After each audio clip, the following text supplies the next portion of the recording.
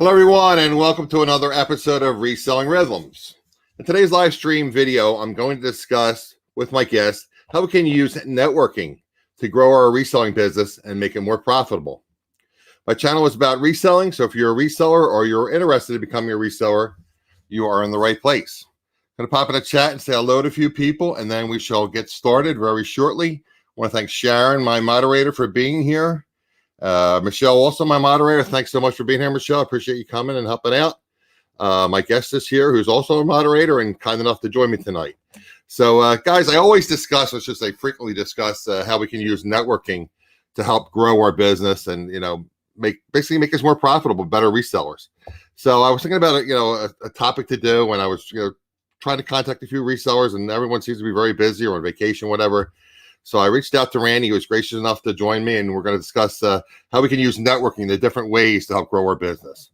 So let me just pop Randy into the chat, and then we will get started. And Randy, why don't you introduce yourself to the people that don't know you in the chat? I'm Randy Fasig. I'm an old man, and I've been reselling for a little over 50 years. Just a little over 50 years. Well, that's the short version. I thought we were going to fill about 2 minutes there, but anyway, Randy has a successful wholesale and resale business, and he's an Allentown, PA. So that kind of dots the I's and crosses the T's a little bit for you. So anyway, guys, we have a full list of different ways that networking can help you, and we're going to share these different topics, and we'll discuss our points of view. And but I want to encourage the chat also to pop in the chat. Hey, Amelia, thanks for joining us. I want to encourage the chat as well to, if they have ideas how networking can help you grow your business, or maybe something you do differently than that we haven't discussed, bring it up in the chat, and we'd be more than happy to talk about ways that networking can help you grow your business. So we're going to pop right into it, guys. So I believe I am first, Randy. That's it. I mentioned this before, guys, on the show, and this is definitely an opportunity, and I believe Sharon does this, and some other resellers that are in my chat do this as well. It's networking with storage unit buyers. So if you're a buyer, make connections with other local sellers. Maybe you don't want to handle or sell items such as furniture, larger types of items. You may not want to sell clothes. Have sellers available to take those items off your hands, and vice versa. Connect with storage unit buyers who want to sell items that they aren't interested in. I just had Randy on my show a couple of weeks ago, and he basically has that. He has this cell phone set up, a smartphone set up, and he has a directory of all different people that can buy various things in his cell phone. We might have women's clothing, Anthony, or large furniture, or Michael, whatever. He has that listed in his smartphone, and it's a great idea, guys. So we're gonna pop in, and Randy's going to do the next topic. Yeah, the next topic is use shipping supplies. There are so many supplies out there. I mean, I fill a complete dumpster every single week with boxes, with all kinds of things that pretty much you could use. In fact, I started buying some things that it was a little cheaper to buy it without the packaging, so that I could actually start using some of those boxes, because virtually I have to pay to take them away, and you have to pay to buy them. And there's plenty of people out there who are willing to give you the things that take up space in their dumpster, in their warehouse. I have plenty of it. If you live near Allentown and you need boxes, these are nice, clean boxes. I mean, I have several items that we go through 100, 200 cases a week. They're all the same size box because it's the same item. So there's plenty of people that wish they could find somebody to take them away. For instance, I have burlap bags from coffee. They contain 150 pounds of coffee. These aren't little bags. And I have yet to find somebody who really wants to continually take them away. You got to be consistent if you're going to get a guy who's really going to put the stuff aside for you. Well, that's the thing. If you ask somebody, and again, I wanted to bring up brick and mortar as well, guys, and you make connections with your various retail stores, supermarkets. Maybe you have Staples in your area that they're willing to save boxes for you. Or I know other resellers that do this. They have connections with various brick and mortar stores and say, hey, look, I'll come in, I'll pick up your boxes, and you make arrangements. And I know I'm not going to give out your secret sauce, Sharon, but Sharon has an arrangement with people where she picks up things. She has an arrangement. She goes on a certain day, and they put them aside for her, and she uses things in a reselling business for shipping. I know people talked about like medical offices, and somebody was telling me how there's whatever this drugs or whatever they get at this particular medical office, it always comes in styrofoam. It might have been Pete Craiglis Hunter, as a matter of fact. And he has arranged it that he picks up this styrofoam, and it's great for shipping. Styrofoam protects items. So again, getting that all for free, and you're saving the store / wholesale company, office, whatever, from paying to dispose of those items. Yeah, I have a note here about dumpster diving. I don't know that dumpster diving is actually legal. So you may want to find out. I think people are much more willing to give it to you before they throw it in the dumpster, because you also don't know what is in that dumpster. True. Randy, why don't you bring your camera down a little bit? You're just kind of cutting your head off a little bit. There you are. Sit up. What are the other? That's perfect. I feel like the woman, her head was in the dish in that old horror movie, and the guy was in the closet. So what's Lisa saying here? Your sister works at a doctor's office. She gets tons of bubble wrap and air pills. There you go. Perfect example. And again, guys, this is just from my knowledge and my experience, and being in reselling groups and chats. And I mean, everyone has a different opinion. You know what they say about opinions. Won't say it on the show because I keep it G-rated. But anyway, a lot of people don't really like peanuts, like styrofoam peanuts. And now some of them do dissolve naturally, but a lot of them last forever and ever, and they're a mess when you open things up. So some people use peanuts. But I mean, air pillows are great. So that's an opportunity. So that's again, if you have a nurse, maybe you have a nurse that's in your family, or you're friendly with your doctor's office, speak to them as well. So newspaper publishers. I mean, there's always newsprint that's left over. They have to throw it out. With newsprint, you got to be careful with the print coming off there, right? Yeah, but you're using it for dunnage. Right, and then you're wrapping your stuff in boxes and plastic, and then putting it in a box. Right. Typically, anyway. So okay. It's the preferred way, for instance, from Amazon, that they actually want you to use. Oh, they want you to use newsprint as dunnage? Okay. And newsprint is cheap. Basically, people will just give it to you. Yeah, you could probably just go around your neighborhood on trash day and go through the people's recycle bins. That's right. They have it all tied up in nice little bundles for you. Just throw in the back of your truck or your SUV or whatever. I mean, we ship a lot of stuff. We ship full trailer loads of things, and we go through rolls and rolls and rolls of fresh new wrap, let alone right. They don't want the shredded newspaper. They want the whole newspaper that they can quickly throw it away and not have it all over the place. Mm-hmm. But there's plenty of resources. I'll tell you what a great resource is: the cores from the tape. Really? From packing tape. Okay. You know what? You tape a couple of those together, and you basically have a nice sturdy piece of cardboard to wrap something in and ship it. I don't even think about that. So there's things that you even throw away that you can use. I mean, I get probably 300 cores a week from wrapping tape, and we used to throw them away, and then all of a sudden, and reuse them. Oh yeah, I have jars that they can basically go around and protect from breaking. Absolutely. Never even thought about you. I don't really have that much tape. So we no longer throw those away. Now we actually use them. But they also work as spacers. If you have a file cabinet with, let's say you sell greeting cards or old postcards, old postcards, in order to get them to stay the way they are, once it gets pretty low, you can use those for spacers. Okay. Didn't even think about that. I like that one. I mean, I don't use a lot of tape. I like that idea about using the, unwinding the cores of the tape.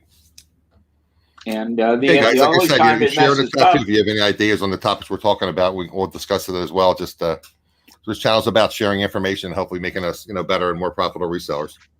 So let me pop in. Let's see what the next idea is. The next one is me. Connect with other niche resellers, guys. Have connections with other resellers. You can do this both locally and online. It really helps to know sellers' niches. Maybe I purchased some jewelry. I need help identifying the piece, such as stones, help with the listing description, etc. Again, guys, I talk to other resellers frequently. You maybe say, I'm having trouble selling something. You have any suggestion on keywords, or are you familiar with, where I can research this? There's Facebook groups. I know Sharon has really gotten into art recently, and I alerted Sharon to a Facebook group that does a lot of like antiques and vintage things and artwork, and she's found that a great resource. So again, that's us sharing information as resellers. Say, well, have you tried this out, or how about maybe try doing this, or maybe you should go to this place, or maybe you weren't aware that Salvation Army typically runs 50% off on Wednesdays in your area, or maybe you have a dollar day at your Goodwill. Just talking with other resellers, and everyone sells different things, so maybe that can be an advantage to you, to talking with other resellers. And again, you don't have to be local. With the invention of the internet, people are just or cell phones, or a call, or a video, or an email or text away. Okay. Randy, you are up next, sir. all right. Let's see. Sellers selling off excess inventory. I don't know anybody who does not have excess inventory. I got a whole garage full of excess inventory. And a lot of times, yeah, I have offers that are good offers, but like somebody offered me 6,000 sports team shirts. Okay, Just these 6,000. the That's yeah, 6,000. 6,000, and he wouldn't let me buy 300 or 600. He wanted to sell all 6,000. He only wanted $2 a piece for them. They were new, but there's no way that I could use, or no way that I wanted to use 6,000 team shirts. They were all, like I said, they were all licensed. So I could either buy it and put it up on another site, maybe Casey's site, or whatever, and or I could, if I had a group of people I that was just going to say that I probably would have bought 200, 300 at $2 a piece. I mean, you're not going to get killed. no, you really I can't. mean, you got 6,000, but I mean, 200 or 300 is not going to really make a big dent in that. But if you have 5 or 6 people, maybe somebody buys 1,000, somebody buys 500, 2 or 3 buy 250. Sure. There are always deals out there, and a lot of times they're larger deals Right. that one person can get, but it's just too much for one. I'm never going to list 6,000 shirts. I mean, I don't have to Well, that's list the thing too. I guess all there of were them. probably maybe I don't even know. I mean, maybe it was maybe 50 different models. So you got to list it, and then we could do the variation listings, but there might be 50 different types of shirts. Yeah, so it's just, plus, do I really have the space for it? Well, no, Well, you have a not warehouse, really. I do have a warehouse, and but I it takes some actually space. You want to turn it over quickly. I just built a mezzanine in the warehouse so Well, that did you? I'd have another 4,000 square feet. But it still doesn't help because that Right. fills up mighty quick, and not everything you buy is good, True. but not everything you buy may be good for you, but it might be good for someone else. Absolutely. And guys, look forward to one of these days. I'm going to travel up. Today would have been a beautiful day. I didn't feel that great, but today was a beautiful day in the Delaware Valley.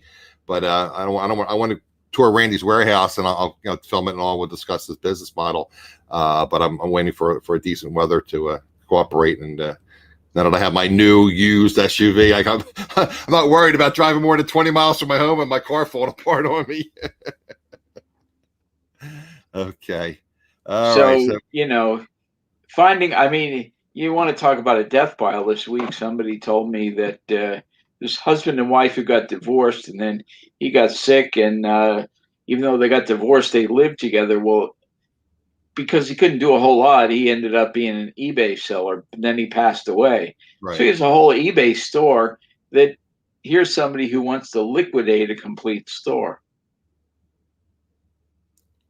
Now you want to buy coffee bags. Michelle, I got a perfect contact for you, Randy. I was going to actually mention that to you, Randy. I didn't know if you wanted to share your business, your name of your business, but you sell on eBay and Amazon, and it's the same name on both platforms, right? Yeah, it's Michelle's Pantry. Michelle's Pantry. So if you want to buy some great coffee, you can purchase it from Randy, Michelle's Pantry. So, okay, you were going to talk a little bit about liquidation companies too, as well, in this category. Yeah, and plus I just found out that Kroger is going to be getting into the Amazon type business. I mean, most people who live out here in the East are not familiar with Kroger, but Kroger is a major grocery chain. They're big in the Midwest, right? Yeah, you'll see them from Indiana west, and they're a fairly good sized company, and they're a little bit more forward moving in all the grocery chains that are out there. And I think grocery chains are struggling because there's just way too many of them. They're certainly not as profitable as they used to be. Michelle doesn't want the coffee, she just wants the bags. Well, you're a bit away from Allentown, Pennsylvania, Michelle, but I'm sure you can work something out. You know what? I'll be glad to send you as many as you want. There you go. I mean, used to be a time when, before I retired, we sold about 3 million pounds of coffee a year. So divide that by 150 pounds a sack. That's how many bags we went through in a year. Right. So I'd be glad to send them to you. Just tell me how many you want. Yeah, Michelle, you can reach out to me and I can give you Randy's information, or I can give you his email address or whatever. Okay, so when we get a little bit into liquidation companies, and in your opinion and your feeling about liquidation companies in general. Yeah, there's liquidation companies all over the country. Okay, there's not just Bulk and liquidation.com and some of the other major ones that you hear on the phone or that you hear on the TV. If you go into Facebook Marketplace, you'll find quite a few of them, probably in your area. Yes. The largest area I think you can search in Marketplace is 500 miles, which is only a couple of states. But nonetheless, you'll see quite a bit out there. Now, there's also a lot of non-liquidation sites that pretend they're liquidation sites. But anyway, I mean, you can find them. I found 15 in northern New Jersey just last month. It was a little bit more difficult in the last few months because of the whole COVID thing. Right. They didn't really want to let you in, but and even some of them online. There's one from Edison, New Jersey, that's online on I forget what auction site, but if you send me an email, I'll gladly send you their site. And they usually have about 300 items a month, and that's just not singles. That's a lot of times multiples. Yeah. Everything from cosmetics to pens to notebooks to you name it, they have it. They had like 30 Keurig commercial machines for $25 a piece. Well, it's funny you said that. Beth Resaw Road, but I'm sure Beth will be in the chat or watching the replay. She's at dinner time right now, unfortunately, but she's a very good friend and she's in the chat all the time. She was talking about when you're out sourcing small appliances, that's one of her niches, small appliances parts. And she says, don't buy the Keurig machines now, that they don't really sell that quickly, but you can buy the commercial ones. Now, I don't know where I would find commercial ones at Goodwill or thrift stores, but now you're telling me you can buy them through a liquidator. Yeah. This guy had a whole pallet of them, and he wanted $25 a piece for them. I paid like $100 and some just for my residential one. Yeah, and the commercial ones are about 9 times the size of one of those little home units, and they're actually not made to repair. They're made to basically break down and buy a new one. Exactly. There's some parts in there that cannot be fixed. they have a shelf life, and eventually you get so many cups of So, coffee. but you know what? There's some parts there that break, and you may want to find somebody who sells There you go. those parts. There's plenty of those. I mean, I have a lot of commercial espresso machine parts because I had a contract with a company called Brasilia in Italy, and I did all their installations on the East Coast. So I had tons of parts, and we also did a lot of repair work for them. And I'm sure that's through your networking because you had the coffee shop. So I guess you got involved with them somehow through that, right? Yeah, we became, because of the coffee shops, we became one of the largest buyers Buyers of of the their product. equipment because they not only sold espresso machines, but they sold panini grills and a lot of different Italian restaurant type equipment. And that's pretty much, like I said, we had 13 stores at one point. So we're not going to really get in depth into liquidation, guys. It is on my radar to try to find a couple of liquidation buyers. Yeah, I generally find that liquidation stores are just that. It's junk. Okay, Well, now, that's again, I don't want to get too deeply in it because that's not really our topic, but we do get sidetracked a little bit. I was watching the video again. I think like it's Nashville Flippers or Nashville Pickers, and I know guys in the chat, a lot of you have these type of stores in your area. They're actually liquidating companies that they buy the stuff, and then they open up a brick and mortar store as well.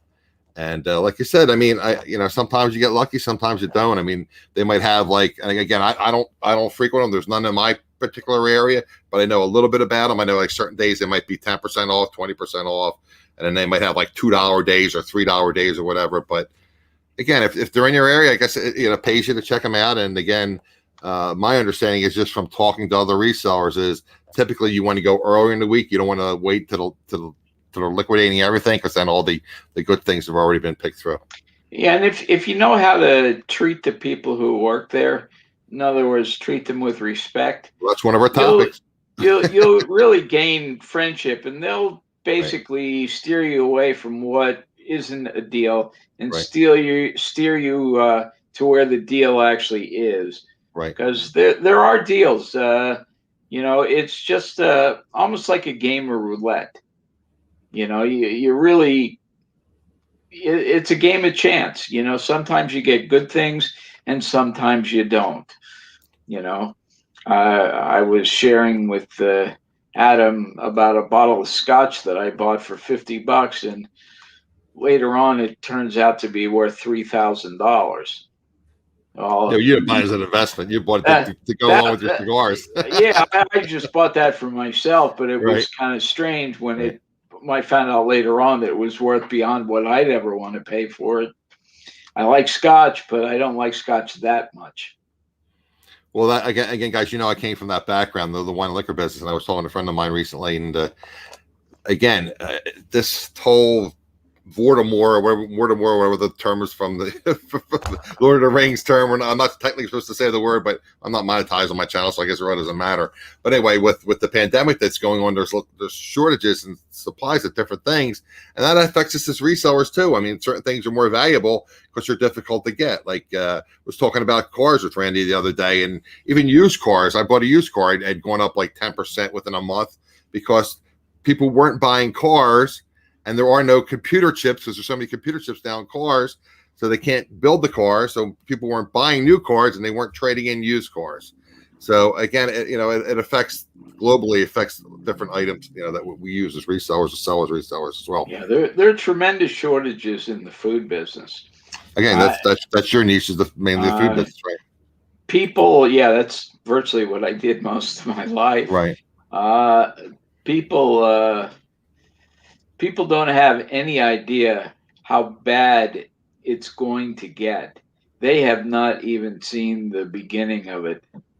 There are so many shortages within so many countries, and even, we don't source things anymore locally. We source them globally, and that's virtually with everything that's out there.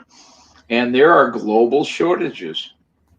There are certain countries that are not exporting certain items anymore because they don't even have enough for their own use, let alone the rest of the world. There are things like citrus that have blights and diseases. Because terrorism isn't only somebody coming and shooting up the neighborhood. Terrorism is also introducing disease, okay, into cash crops. Right. Catch more bees with honey. Yeah, that's for sure. It's funny she said that because I was somebody were talking about that. I played this video game and they were saying that you catch more bees with honey, and the guy goes, "I thought that was you catch more flies with whatever." We won't say it, but yeah, well, there are a lot more flies than bees. Honey, you know. All right, let me get into the next category before I get myself into trouble here. Okay, guys, the next two categories where you're going to network and try to help build your reselling business are at flea markets. Talk to sellers at the flea markets. Get to know the business model. A lot of times they will wholesale out things. They may even be a wholesaler. This might just be another outlet for them to sell products. You know, we're talking about Anthony, how he was selling his sports cars at a flea market, and this guy, one of his good customers, was kind enough to say, "Look, you know, you might want to look into selling those on eBay. You can make 10 times the money easily." You know, Bill and Dave, my friends up in the Lehigh Valley area, they sell some of their jeans and shoes and things that they can't sell quickly on eBay or Poshmark or whatever. They use the flea market as an outlet. So talk to if you're so inclined or you have flea markets in your area, talk to the various sellers. And again, you never know. Maybe they they'll wholesale out some of the stuff, or maybe they'll hook you up with a connection or whatever. So it doesn't hurt. Like I said, we're talking about, you catch more bees with honey. It doesn't hurt you to be nice to people. And I kind of grouped together as well with that yard and garage sales. I've talked about this before in the channel. Have business cards made up, and you might want to put what you're sourcing on there. You don't have to give them out your real cell phone number. You give them out a Google Voice number or whatever, or get a service where you provide a number. I feel Google Voice works well. Other people use professional services where they get phone numbers, but I think Google Voice works relatively well. So again, you tell them, if you ever have another yard sale, let me know, or maybe, at the end of your sale, if you have a lot of things left, why don't you give me a call? I can come over. Maybe I'll make you a deal, and I'll take everything from you. And guys, you can get stuff maybe pennies on the dollar. So again, just talk to people. Maybe these people run yard sales on a regular basis, and I'll tell you that. Or maybe they'll say, "Oh yeah, we do a neighborhood yard sale that you weren't even familiar with, but just from being nice and talking to the yard sale, garage sale seller, they'll give you information that can help your business." All right, Randy, we're going to get into estate sales. You're going to handle that one. Yep. All right. Network with estate sale employees. Yeah. The guy running the estate sale, if you have a guy who's doing it all the time, he's looking for the person like you. Okay? You make his life a whole lot easier. He gets to know you. He gets to know what you're looking for. He'll even give you a call or an email, because that just makes his life easier.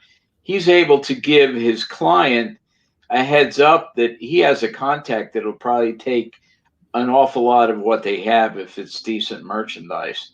So it's good, again, to network with the good estate sale person. There's some people out there that are a little shady, but you're going to get to know that pretty soon. I've seen auctions where they overlook different buyers that are bidding on things and sell it off to their friends. Maybe you want to be their friend, you can get it too, but nonetheless, that's not a good way to do business. So it's again, you know what? You're making their job easier. And anything that can make their job easier, they're going to gravitate toward. You tell me you're going to make my job easier? Yeah, I want to hear about it. I don't want to hear that. I think that's one of the things that is a downside that eBay doesn't realize. They're making listings so much harder than it really needs to be. There's so much more time that I have to take a second to go, do I really want to sit down and fill all this stuff out to make All the this line specifics, little yeah. bit of change? I mean, come on. How many item specifics can you have for a remote control or a How many times tie? do you say wireless, right? Yeah. Yeah. It's just, it's absolutely ridiculous, and I don't, quite frankly, everybody, I heard a guy today who was saying his sales are better now that he cut uh, the listing title down, in Okay. terms of all the things that The are in characters, there. the number of letters he uses, right? And, I went and I looked for something today on eBay. Okay. And I put in what I was looking for. Here's what I came up with. The first item was not even what I was looking for. The third item was, not even the second item was. The first 10 items that came up on the listing, only 3 of them are what I put in the search. And it was specific that you couldn't put another word in and make it something else, or you couldn't put another item in and say what it was. Out of the 50 listings that showed up on the page, less than 50% were what I was looking for. In fact, less than 30% were what I was looking for. And it's probably a reason why I don't really buy a whole lot on eBay, because it's too difficult to find what I want. I have a friend that won't buy on Amazon specifically for that reason. I mean, he doesn't want to pay. I mean, he's got plenty of money, but he doesn't want to pay the Prime fee. But he says, I look for something and everything comes up but what I'm looking for. I don't want to buy Sure. what they're recommending. I want to buy what I'm looking for. Yeah, if you're looking for a certain thing, that's the thing that you want. Right. Okay. Absolutely. And anyway, back to estate sales. You just got to be careful and don't get overexcited and overbid and buy something that's way beyond what it's worth. You know what? It's really better to pass it up. Don't go buying things that you're really not familiar with the value on it. First of all, they're going to go faster than you can look it up on eBay and or whatever site you want to look at. Uh, you know, Go ahead and try to get in there early and try to scope things out and find things that you're familiar with that you can make money. Don't fall in love with the item. If you fall in love and have a love affair with, a certain vase or a certain pot or a certain whatever, you know what? Buy it for yourself, but don't buy it to resell. You're not going to make anything on it, and you're going to be wasting an awful lot of time. I found that living where I live is really kind of nice, because if I'm hungry, I can call up Chick-fil-A and they actually deliver to me, and I can call up Wawa and they deliver to me, and that's without using Grubhub or anything else. Well, that gives me an awful lot of time, because it's almost an hour wait now at least the local Chick-fil-A Wow, you're an hour waiting Chick-fil-A. in my area. I mean, Wow, that's it insane. just takes way, way, way We too always talk long. about time is money and time is your most valuable asset. Who wants to waste an hour Yeah, ordering a sandwich? you know what? I could probably list 30 items Yeah, in that's the time crazy. it To spend takes an me hour. to get a chicken sandwich. So, you know, think of that when you go. If you go into a thrift store and you're taking 3 hours to bring home 7 items, Yes.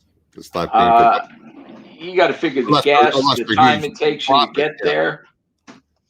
You got to think about, that tear in the arm that you didn't see, and that stain in the back because the lights weren't bright enough. Mhm. There's there's better ways to do things. There's start yourself off with some kind of volume that you can rebuy and continually replicate. Then you can add some of those things on.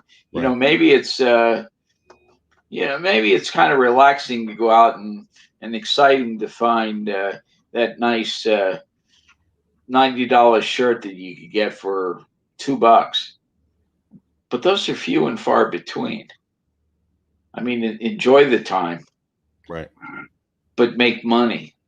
You know, find what you're happy with. Find what you know, what gives you at least some satisfaction. Because otherwise, you're just going to get frustrated. Well, this is kind of a little off topic, but it's reselling related. When I first started reselling, and I was going to the Goodwills when they had their dollar days, I would get there early and try to be first or second in line or whatever, and wait to get in. And it was very competitive. But I used to always see these two guys there, and they used to always buy hard goods, and they always like, I mean, like in 5 minutes they had like 5 things. It's like, what are they doing? And then I realized they were going in like Friday or Saturday prior, and they had track of what colors were going to be in the dollar sale. So they knew, okay, the green tags and the blue tags are going to be dollar this Sunday. So we go in Friday or Saturday night, and they would scope it so they would know what's on the shelf, and they would have either mentally or write it down. So as soon as the doors open, they dash to that hard goods section. They'd grab those few things, and they made a lot of money that way. So I thought that was really sharp. I mean, when I do it, if I ever learn hard goods, I'm going to do the same thing. I think it's also wise that, if you've never been to an estate sale or you've never been to a storage locker sale, to go there a time or two and don't even buy anything. Just observe. Okay, you're going to find you're going to learn a lot more, and what you learn is really a value that you're going to escape a cost that you just don't want to pay. Well, that's the other thing. The estate sales, you get to know. I mean, Mike Flipping Goodies. I talk about Mike frequently. He's a friend of the show. He talks about how he has relationships with the various estate sale companies, and they like you said, they frequently call him in advance and say, "Hey, Mike, you're going to want to show up at such and such an address, this day, because I have a lot of such and such that you sell, and I know you sell these and you do well with it." You also have relationships with these people because they'll let you bundle things. I mean, he has a relationship where he can go in.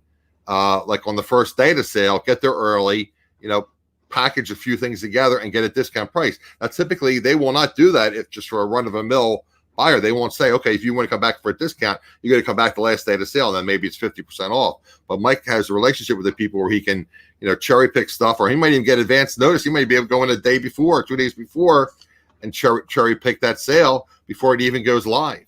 In fact, he tells me that some of his estate sale companies don't even post their things on social media till like 2 days prior, because a lot of times he'll go in 3-4 days prior, and then he'll cherry pick stuff out of there, so they don't want to advertise things that they don't have. So again, that's networking, that's building relationships, and that's helped this business tremendously. I have a relationship with 2 auctioneers. They call me when they get things that they think probably belong to me that somebody stole, which is good. And I call them when I get some bigger things that I don't want to bother with, and I sell it to them. I know what things are worth, and certainly so do they, probably more than I do. But I cut them a good deal, and they always make sure they cut me a good deal. And Sharon says she has relationships with 2 estate sale companies that give her big discounts. Yeah. She shows up and makes a pile of stuff. Again, she bundles stuff. Absolutely, guys. I mean, fortunately or unfortunately, the world is about friendships, relationships, and selling. You might not be selling your product, you might be selling yourself. So again, it doesn't hurt to be nice. That's what at least I believe. I mean, sometimes no good deed goes unpunished, but in the meantime, I'm going to try to be nice to people. I went to I go to warehouses because we import products. And it's kind of funny because the last time I was there, the guy asked me if I was the owner of my company. And I said, yeah. He said, well, let me tell you, the guy who comes here for you. And I thought, oh, what horror story is he going to tell me? He said, he's at least somebody who gives you respect, and I appreciate that. And I just want to let you know. And I said, yeah, I try to teach my people that, but it also made me feel good that he's not going to tell me that the guy I sent there was an idiot. Well, you don't have to share the specific situation, but how we talked about, going above and beyond and making relationships and some of the little tricks you can do. Why don't you tell the people about your donut trick? I mean, you don't have to tell the people where it is, the item, but tell them what you did. I'd be glad to tell you the whole thing. Right. I've been gone for close to 30 to 50 years to the same warehouse where I buy coffee. And most of the guys who work there are from work release. So Prison. oh yeah, work release from the prison. And anyway, I do one little trick, because if you know what, they can make you wait 8 hours to pick up your load. If you know how warehouses work. But anyway, so what I did was, early on, I take them a dozen donuts for everybody in the warehouse to share. I know there's more than 12 people, but I know that only the important ones are going to get the donuts anyway. They're the first dibs. But I have plenty of times when they'll make tractor trailers that are there to load full trailers, pull out, so I can pull in and I can get on the road. And I'll tell you what, I mean, in Time is money. my drivers back in 1970 made $18 an hour. Well, you got a guy who's sitting there for 8 hours. That's a lot of money. Sure is. Okay. And plus the fact that, we also look at driving time.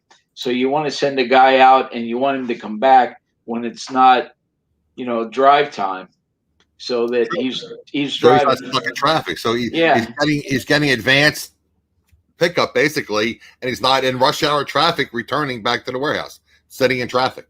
Again, I mean, that clock's running, and you're paying him to sit in traffic. these guys are union, okay, and they will load my truck during their lunch break. That's very unusual. So, and what does it cost me? It cost me $5 for a dozen donuts. Well, you get a deal, but I think that's 1980s prices. But God bless you. Yeah, they're a little bit more now, but that's okay. A little bit more, but yeah, you get the point, guys. You know what? The value is there. The value is definitely there. Exactly. People don't treat people that come out of work release very good. Usually they're like dishwashers in restaurants, and they get all the crummy jobs because nobody else will do it. And believe me, working in a coffee warehouse where you spend 8 hours a day throwing around 150-pound bags, you got to have somebody who knows how to work. And that's somebody from work release. I know. And again, I tell you, I speak with Sharon about her reselling business, and she does the same thing. She has a shipping company that uses occasionally, and she's, bought relationships with them, and she'll do the same thing. She'll bring them in some kind of treats or whatever, and they appreciate it, and they treat her very well. And then she thanks them for their service, and she gives them a little treat. And believe me, people remember that stuff. Yeah, I heard the person at my post office. She said her favorite character was Snoopy. Well, I just happened to find a Snoopy T-shirt, so I bought it and took it in and gave it to her. So what did it cost me? $2? Yeah. Yeah. That $2 paid off thousandfold. You know what? She said, when you come here, just ring the bell in the back and put it on the loading dock. And how much time and money that saves you the $2 T-shirt? I'm sure you do. I'm just trying to make references to the chat. If she talks about fruit striped gum, I give her some fruit striped gum. I pretty much can, being in this business as long as I have, I know where to get almost anything. Yeah, that's right. And, I don't normally go to the post office. They actually send a truck to pick up my mail. But I like to get things out right away. So I go there once a day, and it's just to get a little away from the office, because I pretty much work from home. Right. But again, it's treating people. You know what? When people come into the post office and I'm carrying in totes full of mail, I let them go before me. I mean, you're there with one letter, and I'm here, with 300 packages. You really want to wait 2.5 hours for one letter? If you go during normal business hours, you have to wait in line. You can't go to the back dock and drop them off and just tell them it's there. Yeah. But I'll wait for them to scan it, because. Well, yeah, I know. Yeah. Well, yeah. Again, guys, we're going to get sidetracked a little bit, but there's a lot of valuable information. Again, Randy and I talk offline. Why don't you share your story about the scan sheets and scanning things? Why don't you tell the people about that, a little bit about that? Yeah, I asked eBay, and they really gave me a non-answer, like they always like to do. but they recommend that you run a scan sheet and you give it to your carrier. Well, that scan sheet means absolutely nothing. Okay, it just means that you gave a bunch of packages to the mail carrier. Okay, it doesn't mean that it got scanned in, and it doesn't mean that your buyer's not going to get his money back, because there's plenty of times when they do not scan those at the distribution centers. I've seen packages show up across the country before the first scan. I have lost probably somewhere in the area of $18,000 in the month of March from packages that were lost and never scanned. And guess what? It took my rating up top rated plus all the way down to below standard. And eBay would not basically back me up.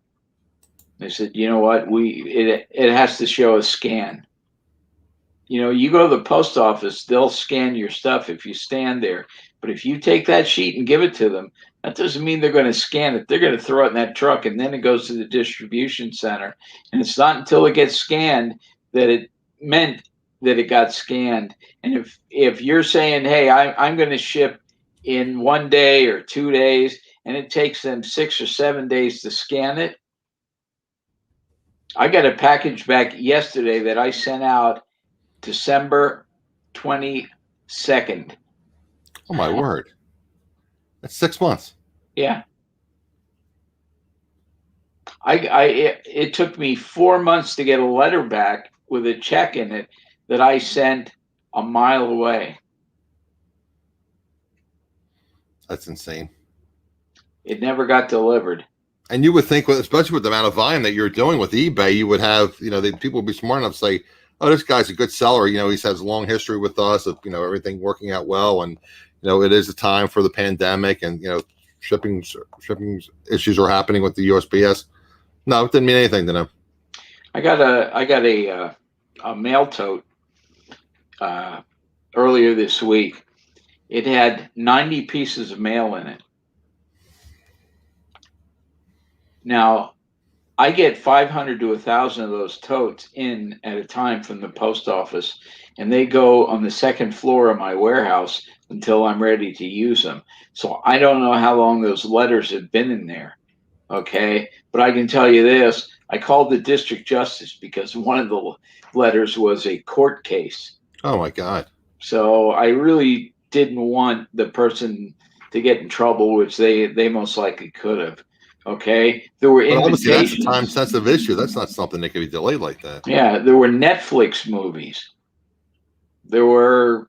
Oh, so you got nailed for fees, for late fees and stuff. Sure. And you know what? How long were they in my warehouse? A month, 2 months, right. And this isn't just an obsolete case. I find those all the time. Usually only 1 or 2, but there were plenty of times when I know their mortgage payments because I know pretty much who the mortgage companies are, and you can tell just by the look of the envelope that's a mortgage payment. That's somebody's mortgage payment that basically is not on time.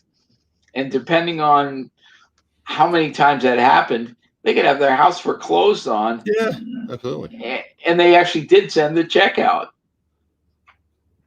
How many times did people use the old excuse? Well, the check was in the mail. Well, you know what? A lot of times it is with the post office. Just like when you pay that extra $2.75 for a signature required, they don't get a signature. They put on COVID-19. Oh, that's what they've been doing lately, really? Yep. That's ridiculous. Yeah, so you're paying for a service that you're not getting. Well, that might have happened to me because when I told you I bought the new used car, and the receptionist or whatever said to me, she called me and said, "Oh, we have your registration or whatever available for you. You have to, I'm sorry, your tags was the first thing. Your new plates. You have to be there to sign for it." I said, "I have to be there to sign. Why do I have to be there to sign for it?" "Well, it's going to be delivered by FedEx. You have to be there to sign for it." Well, I'm waiting and I'm waiting and I'm waiting. It's not coming. I'm waiting. It finally shows up like the next day. And guess what? The guy scribbled my name on it. I didn't sign anything. He just left it on my door. Then they tell me my title's coming. So the title coming for the car. That's a long story why I paid cash, guys. But some of you know my situation. So eventually I want to move to Delaware. So for mortgage purposes, I ended up paying cash for the car, but from my retirement savings. But oh yeah, you got to be home to sign for this. So I'm waiting. It's it's like 4 days, 5 days, 6. I said, how long do you want me to stay home every day, all day? Oh, we mailed that in the regular mail. I said, well, that's nice. You didn't tell me that. You said I had to sign for it. Oh, okay. They didn't say sorry. But that's the kind of stuff that happens. So anyway, guys, I want to ask you if there were any of you in the chat that have some tips about networking. I have a few more things, and we tell you guys we try to keep this around an hour. But is there anybody in the chat that has some tips on as far as networking, help your reselling business? Anyone watching the replay as well? I'd appreciate you leaving comments in the comment section when the video posts about ways that you network to help grow your business.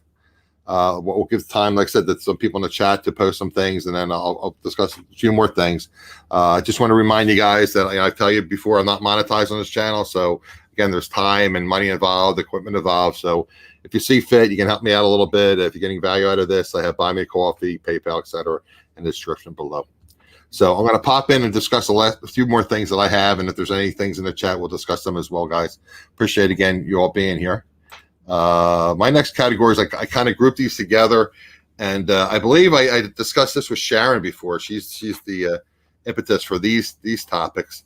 Again, networking with local businesses, network with clean out companies, real estate agents. So people know when people are moving.